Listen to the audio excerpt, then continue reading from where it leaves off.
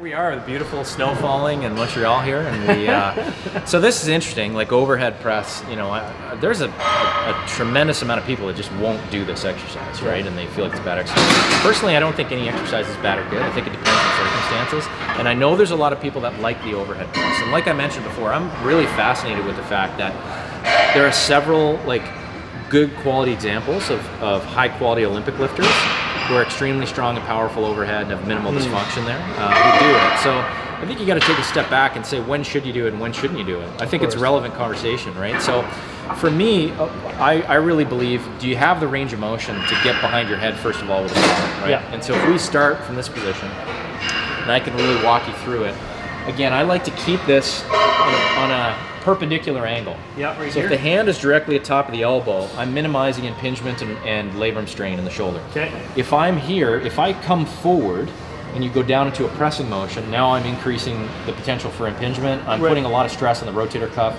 and the shoulder capsule itself. Yep. If I'm coming this way and I come back, that's labrum stress. So this is a really dangerous position for a lot of people to be in. Gotcha. Now, you don't particularly have that range of motion to get to that position to actually take a bar behind your head without necessarily doing that, right? So for you, I would say, based on the lack of range of motion, I would totally contraindicate a behind the neck press for you. Okay. It would be something I wouldn't do. Now, I work with some athletes that have a massive amount of range there, but they're not very stable. So we actually use light weights and actually have them go through that motion to build stability in these positions. Because at the end of the day, they might end up there. And that's what happens a lot of times. You get that kind of labrum tearings. You're getting here, whether you get hit into the boards or whether it's a particular athlete, an overhead athlete, where you actually want to put them into the types of positions they're going to get in and build some neuromuscular control.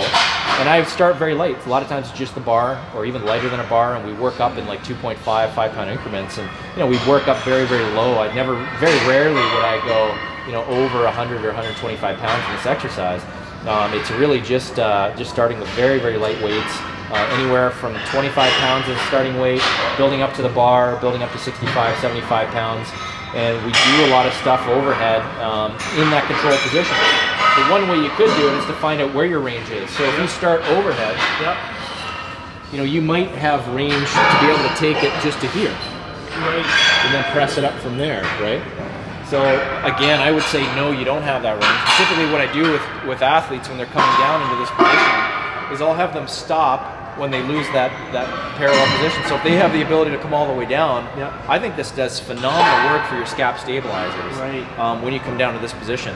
When you come down into this position, if you're going to fall back or you're going to drift forward to get there, that's usually where I'd stop them. And for a lot of athletes, we're starting off just to their head. And then they're going to press away from their head from this position, or they might come down to the middle of the ear, you know, and then we work our way down. So it's in those special circumstances where I would use it, and when I have used it, I've actually found it very successful and haven't had one problem with it so far, to be honest.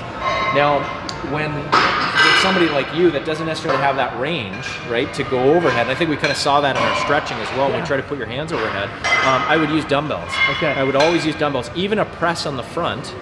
See what happens with this line? Yeah. You're going to have to come under it, right? And a lot of times it's going to put a little bit of pressure on your rotator cuff. So I wouldn't do a standard press from that. You could do like a jerk press, which is essentially going to take the pressure off the rotator cuff by setting it on your shoulder, using your legs to control the initial part of the movement, and then the shoulder is really only kicking in the second half. So really it's going to be from here then, right? From there. So a jerk press would, in order to take pressure off the shoulder, it would require you to be able to get into a full front squat position. This? Yeah, so you're not even quite there to the point where you're totally offloading the shoulder. You're actually just putting more pressure on the shoulder in this position. Yeah. So if you can I can kind of jump in there, Matt, and I haven't done like front squats in a little while, but like, you know, if you can be into a position where you can actually set it on your shoulder, there's not much going on the shoulder. And then by jerking this way, you're using your legs, and then the shoulder really kicks in at that point. So if you're going to do a jerk press, you might be able to offload the shoulder in that vulnerable position. But if you're just going to do a muscular press from that position, I'd highly recommend not coming to the front. Okay. That's my concept. I'd rather use dumbbells where you can be somewhere in the middle and then the head doesn't act as a barrier. But can I build like behind the neck is something I definitely would like to build towards. Yeah, sure. So obviously there's probably things I could probably do to build that flexibility back in my shoulder. Absolutely. Let's get a seat, and then I'll walk you through that. Okay, so now we want to try to build, you know, you're saying, look, I'd like to work up to that point. Yep. So the first thing we need is a little bit more anterior flexibility of the shoulder, right? So you need to be able to get into this position. I think when we look at, you know, the rotator cuff flexibility and range of motion, we have very little of it, right? And so that kind of takes the pressure away. But what we can do is we can work manually from this position, and we're going to start high. So again, when we go deep, so let this come down a little bit, Matt. You can see what happens, right? You see it rolls forward, it puts a lot of pressure on the shoulder. So we're just going to stay high.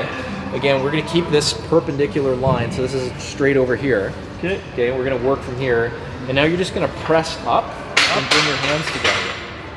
Straight up, and then bring it right back down. And then again, press. Good, and back down. Let your elbow come forward a touch. There, and then press from here. There you go. Back down, control, and then press again. There you go. So all we're really doing is just, we're creating a little bit of load in the position so we can strengthen and maybe work our way back up. But what I've done here is Matt doesn't have the range of motion to get to here, so we had to move the elbow forward a little bit. So you see how we would want to use, like a barbell wouldn't work right now because you'd be right on top of your head, right? Yep. So press up from here. Does that feel better? It's different. Okay. And then come back down. A little more forward with the elbow. Right there. And press from there. How's that? That's better. Okay, good. So all we did was adjust the elbow position to a realistic range of motion for Matt. Keep that elbow underneath the hand. Yeah, right there. That's it. Oh yeah. So different for the shoulders. A little more deltoid. Yeah. This is something you can do in the absence of it. Now, there's your concentric rep. Press it all the way up. Control it eccentrically on the way down. Now we're going to do 5-second eccentrics. Press up. And control it for 5, 4, 3, 2, 1. Press up again. Control for 5, 4, 3, 2, 1. So you can see you can create a ton of fatigue. You get a lot of shoulder work. If you're doing this with a training partner and they're the one that's resisting, they're going to get not very much rest. Like, you're going to get a workout in your shoulders as well. But that's what I would do. Is I always go to manual resistance. It gives you the ability to keep the athlete in a safe position, and then you can always kind of adjust your position very easily when you don't have a weight in your hand. So what's unique about that though is that's one of the first times I've actually seen where I've felt my shoulder only. Yeah. Typically I've usually felt impingement happening in my shoulder joint or my neck kicking in. Yeah, for sure. And that was like, you know, you kind of went from like here and then you went here, and that's when it was about here. I was like, it was all delts. Yeah. It was tough though. Well, I think that's the idea, is to try and position the shoulder. That's a position that you're capable of recruiting the muscle around, right? If you're going into a position where you have no deltoid recruitment, you're not going to get deltoid recruitment. So ultimately what we did is we found that you had a restriction in range of motion in retraction this way, right? So what we want to do is position the elbow here, okay, and then press it up there, because you have pretty good range there, right?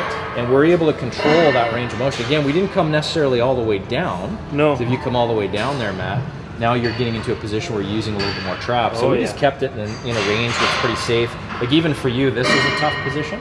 Yeah. You're getting a lot of impingement up there. So what I would say is just stay from this range and press it up from there. You're going to get pretty good deltoid recruitment from there. And again, I like those multi-joint exercises for deltoid recruitment. I feel like you get a much better eccentric contraction than you do in a fly, personally. Way better. Yeah. Way better. That was awesome, Andy. It's a big difference in the shoulder. Cool. We bring this over here. Awesome, man. Somebody, a training partner, somebody's good at creating consistent loads with their hands, but honestly, it's a great way to keep the shoulder safe through a lot of the pressing, and I think it's a good thing to add at the end of a shoulder workout where you can just kind of make the muscle endurance your focus. Actually, one thing Andy was doing with me, which is kind of cool, and it's going to help you guys watching as well, is my shoulder flexibility isn't that great, as Andy was pointing out to me. But he had me kind of basically move me around and basically do it where, we were like this, but I have no mobility really in my shoulder. So then we moved my elbows in, and my shoulders got a workout that I haven't had really ever. Like that much engagement before I do an overhead press. Yeah, for sure. It's a big difference. You do one. I mean, it's one of those things, like with the shoulder, it's a light bulb moment. The second you feel it, you know it. And it's a really, really great. I think the manually resisted stuff for shoulder goes really, really well. That's awesome, man. Yeah. That's great. Cool. I get a workout just doing this. Yeah, you got it, man.